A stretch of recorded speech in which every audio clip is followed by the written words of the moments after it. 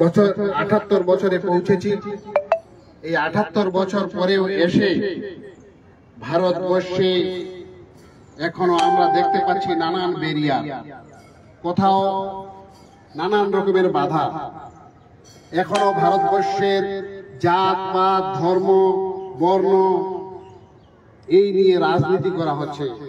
এখনো সমাজের খেটে খাওয়া মানুষ, মেহনতি মানুষ, শ্রমিক মানুষ, আদিবাসী মানুষ, দলিত, মুসলিম, মাইনরিটি নানানভাবে হেনস্থার শিকার হচ্ছে।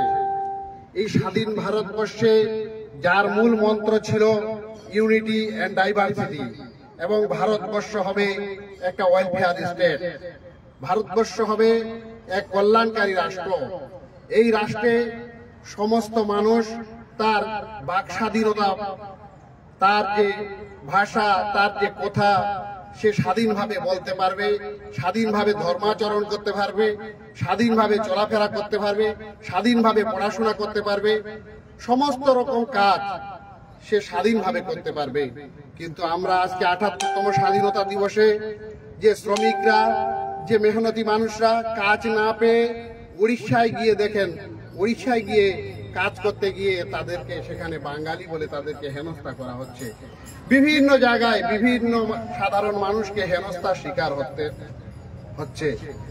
আমরা ওয়েলফেয়ার পার্টি অফ ইন্ডিয়া আমরা এমন ভারতবর্ষ চাই যা শিরোনামেই আপনারা বুঝতে পারছেন যে আমাদের পার্টির নাম হলো ওয়েলফেয়ার পার্টি অফ ইন্ডিয়া। আমাদের মূল মন্ত্র হলো ভারতবর্ষ হবে একটি কল্যাণকারী রাষ্ট্র, ভারতবর্ষ হবে একটি ওয়েলফেয়ার স্টেট। এখানে জাতি ধর্ম বর্ণ নির্বিশেষে সমস্ত মানুষ, যাদের ছাদ নেই তারা ছাদ পাবে, যাদের কাপড়া নেই তারা কাপড়া পাবে, যাদের রুটি নেই তাদের রুটি পাবে। সবাই নিজ নিজ ধর্মাচরণ করতে পারবে, নিজভাবে পড়াশোনা করতে পারবে এবং সম্মানের সঙ্গে নিজের পরিচয় দিয়ে বাঁচতে পারবে। এই আমরা চাই।